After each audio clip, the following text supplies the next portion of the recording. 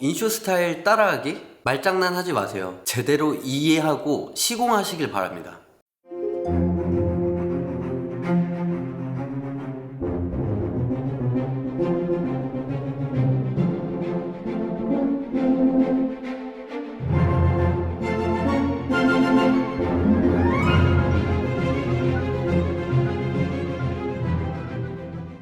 여러분 안녕하세요, 디프로그입니다. 유튜브에서 인테리어 정보 조금이라도 찾아보신 분들은 인테리어 쇼 한 번씩은 다 들어보셨을 텐데요. 지금 유튜브 뿐만 아니라 우리나라 인테리어 시장에 인쇼 스타일 많이 거론되고 있잖아요. 그런데 여러분, 인쇼 스타일이 과연 뭘까요? 이런 화이트 인테리어, 아일랜드가 있는 주방, 주방과 거실을 바꾸기, 무몰딩, 히든도어, 인쇼 스타일이 뭔지 제가 오늘 딱 정의 내리도록 하겠습니다. 때는 2020년, 유튜브에 인테리어 쇼라는 채널이 개설이 됩니다. 이날 인테리어 쇼는 고속도로 휴게소에 들려서 선글라스를 하나 딱 구입하게 되는데요. 그때 다짐합니다. 오늘은 꼭 유튜브를 시작해야겠어. 듣기 불편한 사운드와 매끄럽지 않은 편집, 그리고 반말, 듣기 싫어서 끈 사람들도 있었지만 끈기 있게 그 영상을 본 사람들은 그가 던진 아젠다에 집중하게 됩니다. 기존 인테리어의 형식이 구리다는 다소 공격적인 발언을 한 그는 시그니엘의 예를 들어가면서 이야기를 이어나갔는데요. 본론으로 가자면 지금 이루어지는 인테리어 공사들 대다수가 좀 구식이야. 앞서 말한 시그니엘과 좀 차이가 있는 거지. 이때 가장 중요한 핵심을 이야기합니다. 바로 형식이었습니다. 정말 좋은 공간이 되기 위해서는 자재가 아니라 바로 인테리어의 형식이 중요하다는 이야기를 하는데요. 그저 예전 방식 그대로 만들어지는데 자재만 좋아진 거야. 시그니엘을 예로 든 거는 이해를 돕기 위해서고, 이 시그니엘이 예뻐 보이는 거는 레이아웃이 좋은 것도 있지만 무엇보다 인테리어 형식이 좋기 때문이야. 비싼 마감재 이런 것 때문에 예뻐 보이는 게 아니라는 거지. 이것이 바로 인쇼 스타일의 본질입니다. 인테리어 쇼에서 말하는 형식의 변화를 구현하기 위해서는 통일된 원리가 필요했습니다. 그가 이야기하는 것은 하이엔드 인테리어의 초석을 말하는 것이었는데요. 이 하이엔드 마감 형식은 이때까지만 해도 어디에서도 알려주지 않은 비밀에 감춰진 기술이었습니다. 그가 바로 이 원리를 공론화하기 시작한 거죠. 이건 정확하게 말하면은 인테리어이긴 한데 환경 개선 공사에 가까워. 인테리어 쇼가 채널을 개설하기 이전 우리나라 대다수 인테리어 업체는 원래 있던 것을 새 것으로 바꾸는 환경 개선식 공사에 머무르는 게 사실이었습니다. 그냥 자재만 좋아진 거야. 형식은 똑같아. 모딩 같은 것들이 좀 붉고 색깔도 약간 채색 모딩 그런 거는 그냥 필름 같은 게 좀 허해지고 벽지도 허해지고 그냥 다 허옇게 해놓고 그냥 바닥 그냥 마루 깔고 이렇게 한 거 아니야? 그치? 색깔만 바뀌었지 똑같은 거라고. 근데 여기에서는 깔끔은 한데 감동은 없는 거야. 자, 그가 이야기하는 허연 것, 지금 인테리어 쇼 스타일 하면 사람들이 떠오르는 것이 보통 올 화이트 톤의 인테리어를 떠올리는데요. 단지 하얗기만 한 이 인테리어를 인테리어 쇼가 부정합니다. 단지 색상만으로 인테리어 쇼 스타일이라고 말할 수는 없다는 겁니다. 누구나 더 좋은 집, 그리고 시그니처럼 그런 형식의 집에 살고 싶어 하지. 그가 얘기한 형식의 집에서 지금 저와 저희 아내와 저희 아이가 같이 살고 있습니다. 그가 추구하는 인테리어 형식을 제가 클라이언트 분들의 집에 한 적은 있었지만 제가 그 집에 살아보지는 않았었잖아요. 그래서 이번에 저희 집에 소위 말하는 인쇼 스타일의 인테리어를 진행했습니다. 제가 직접 살아봐야 클라이언트한테도 추천해 줄 수 있을 테니까요. 저희 집에 방문한 손님들이 종종 이런 말씀을 하십니다. 집 같지가 않다, 카페 같다. 이 말 속에는 여러 가지 의중이 숨어 있을 것 같아요. 그동안 우리가 보던 형식의 집이 아니어서 약간 이질감이 들 수도 있고 새로운 느낌도 들 거라고 생각합니다. 하지만 여기서 가장 중요한 것은 모두들 더 좋은 공간이라고 느낀다는 거죠. 사실 시스템화되는 거거든. 문짝부터 우리 걸레바지, 몰딩 이런 것들이 다 사실 완제품은 만들어지는 거야. 조립이지. 근데 업체에서는 이렇게 해야만 하자가 좀 적고 이윤이 확실히 보장된단 말이야.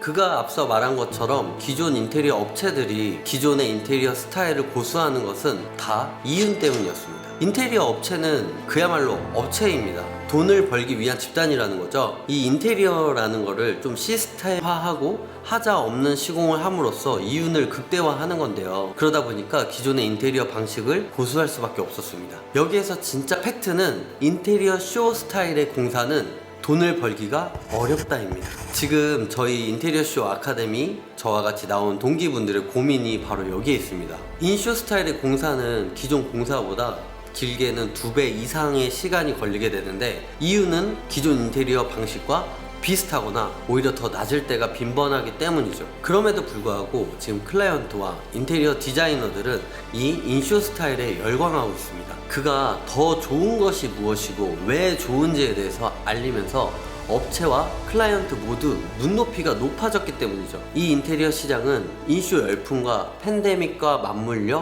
호황을 맞게 됩니다. 그럼 그가 외치는 형식을 바꾸기 위해선 어떻게 해야 될까요? 그가 외칩니다. 모딩.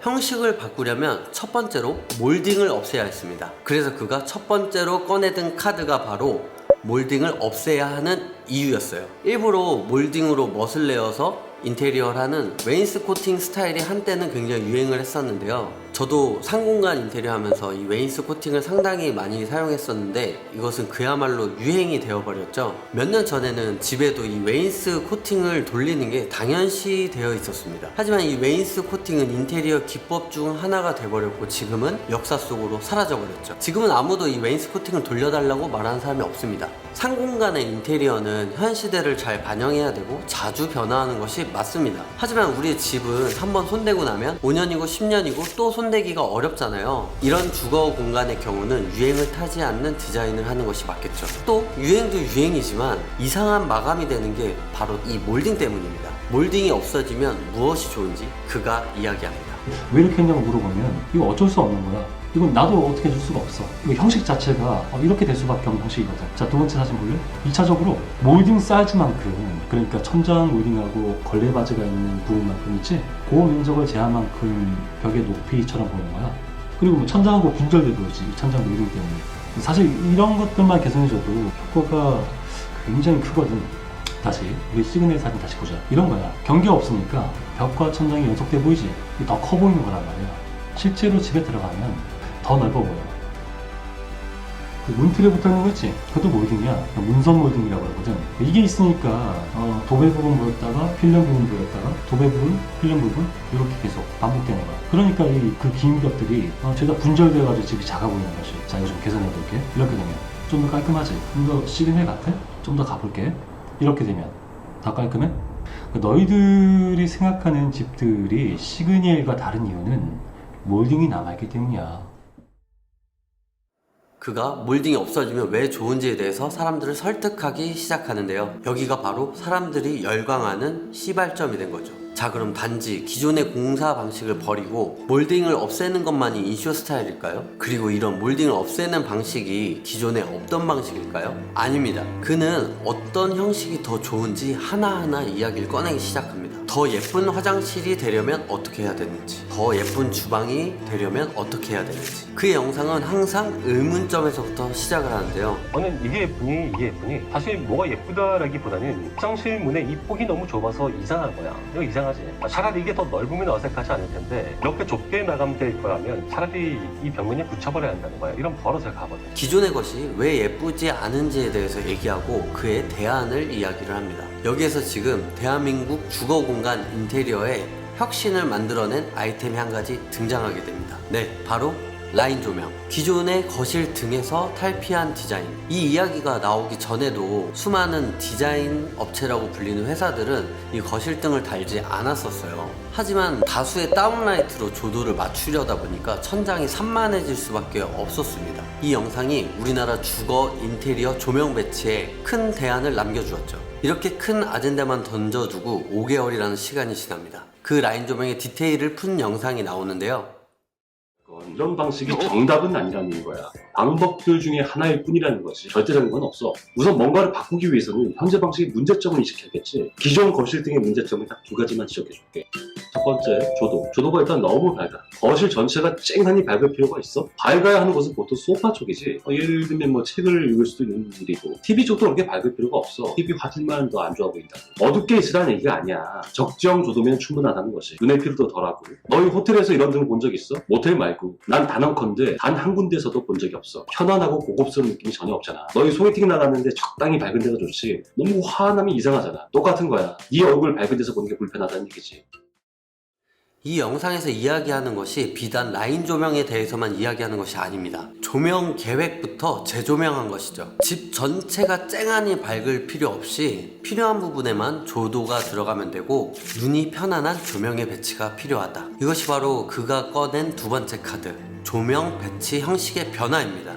지금은 라인 조명에서 또 마그네틱 조명으로 넘어가는 추세이긴 하지만 그가 남긴 조명 배치의 형식은 그야말로 혁신이었습니다. 이후 영상에서 화장실 직영 셀프 공사에 대한 이야기를 이어가게 되는데요. 이 영상 속에서도 정말 많은 디테일들이 나오게 됩니다. 그 영상이 2년 전쯤 영상이라 제가 인쇼 아카데미에서 배웠던 디테일과는 조금 차이가 있는데요. 업데이트가 된 화장실 세팅 방법은 제가 다음에 영상에서 이야기해 보도록 하겠습니다. 하지만 2년이 지난 이 영상 속에서 이야기하는 핵심은 지금과 다르지 않습니다. 배수구의 변화, 젠다이의 필요성, 타일 셋업, 문틀과 타일이 만나는 곳의 디테일, 그리고 이노솔의 적용, 이런 디테일들을 정리해서 유튜브에 이렇게 공개한 사람이 인테리어 쇼가 최초였고 당시에 저도 적지 않은 충격을 받았었습니다. 이렇게까지도 생각하는 사람이 있구나. 나는 지금까지 뭘 한 거지? 그가 존경스럽기도 했지만 한편으로는 원망스럽기도 했습니다. 이제 클라이언트들이 이 영상 보고 이렇게 해달라고 하면 다 이렇게 해줘야 되잖아요. 이 디테일들을 다 구현하려면 생각보다 쉽지가 않습니다. 감리도 더 철저히 봐야 되고 시행착오도 필요하거든요. 이 부분에서 많은 인테리어 종사자분들이 조금 분노하셨던 것 같아요. 기존의 방식을 부정하는 이야기니까요. 이런 게 진짜 벽의 노하우인데, 자, 이쪽 벽에 문틀까지 이렇게 각재를 대고 방수 속버보드를 2겹 시공하자. 이 5cm 공간을 아깝다고 생각하지 마. 전기 콘센트도 설치해 줄 거고 내리평 휴지거리도 들어갈 거거든. 이렇게 설치하고 타일을 설치하면 타일이 이렇게 꺾여 들어가면서 문틀의 남은 부분이 양쪽과 동일하게 되지. 이러면 문틀이 한 칸 뒤에 있으니까 물기와 접촉 가능성도 낮아지고 더 고급져 보인단 말이야.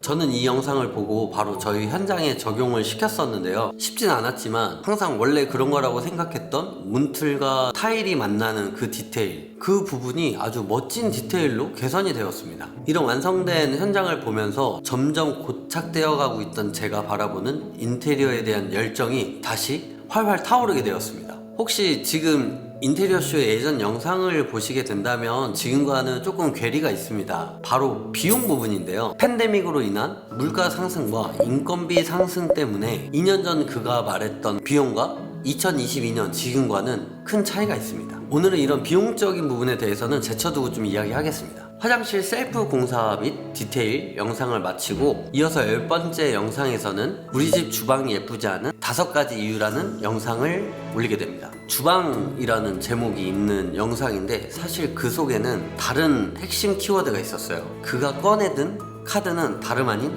레이아웃입니다. 그래서 오늘은 먼저 이 레이아웃을 어떤 식으로 변경해야 하는지 알려줄 거야. 첫 번째, 주방의 확장. 어떤 집이든 주방 발코니가 있어. 거실과 마찬가지로 이걸 확장해야 해. 가장 큰 이유는 냉장고의 자리야. 보통 3, 40평대의 집들의 대다수가 냉장고가 이렇게 앞에 있다고. 이게 왜 문제가 되는 거냐면 주방의 크기가 좁아 보이기 때문이야. 이번 영상부터 그는 레이아웃의 중요성에 대해서 계속 이야기하게 되는데요. 이후 영상에서는 주방 가구의 디테일을 풀기 시작했고 2천만 원으로 공사하는 집이라는 영상에서 또 하나의 이야기를 합니다. 지금부터가 진짜야. 인테리어라는 건 그 집의 주거 환경을 바꿔줘서 집의 가치를 올리는 게 목적이 되어야 돼. 너희의 삶의 가치가 아니라 집 자체의 가치를 올려놓는 거란 말이야. 집의 가치가 첫 번째고 삶의 가치는 자연스럽게 따라오는 거지. 봐봐. 인테리어 쇼 채널에 조금씩 늘어나던 구독자들이 이 영상에서 폭발적으로 늘게 되면서 인테리어 쇼는 인테리어계의 혁신의 아이콘이 됩니다. 100만 조회수가 나온 이 영상에서 인테리어는 소비가 아니라 투자라는 이야기를 합니다. 환경 개선식으로 공사한 집은 집을 팔 때 인테리어 비용을 인정받을 수 없지만 제대로 고친 집은 인정받을 수 있다는 이야기를 하죠. 그가 말하는 것은 형식이 좋아진 집, 레이아웃이 좋아진 집은 누가 들어와도 자신의 가구를 놨을 때 자기만의 느낌으로 연출을 할 수 있다는 거예요. 새하얀 도화지나 미술관 같은 집을 만들어야 한다고 이야기를 합니다. 여기서 또 실제 본인의 집을 최고가에 팔았다는 이야기를 하면서 그 말에 더 힘을 실게 되죠. 그의 영상을 본 사람들은 이제 레이아웃에 관심을 갖게 됩니다. 중문, 마루, 붙박이장, 그리고 걸레바지, 이어서 꺼낸 네 번째 카드, 바로 히든도어. 이전의 영상들로 이미 5만 명의 구독자를 보유한 인테리어 쇼 채널은 이제 날개를 달게 됩니다. 그는 이 영상에서도 기존 인테리어의 단점들을 꼬집기 시작하는데요. 주방과 거실에서 보이는 풍경은 벽도 이게 계속 반복되는 거란 말이야. 인테리어를 할 때 주방 거실에서 보여지는 벽과 도어를 개선해 주는 것이 제일 중요하다는 소리야. 왜냐면 기초가 바로 서야 그 다음 것들이 좋아지는 거거든. 이거 당연하겠지, 그지? 도어에 대해서 이야기하고 있는 것 같지만 사실은 이 도어를 만들기 위해선 목공사가 수반되게 됩니다.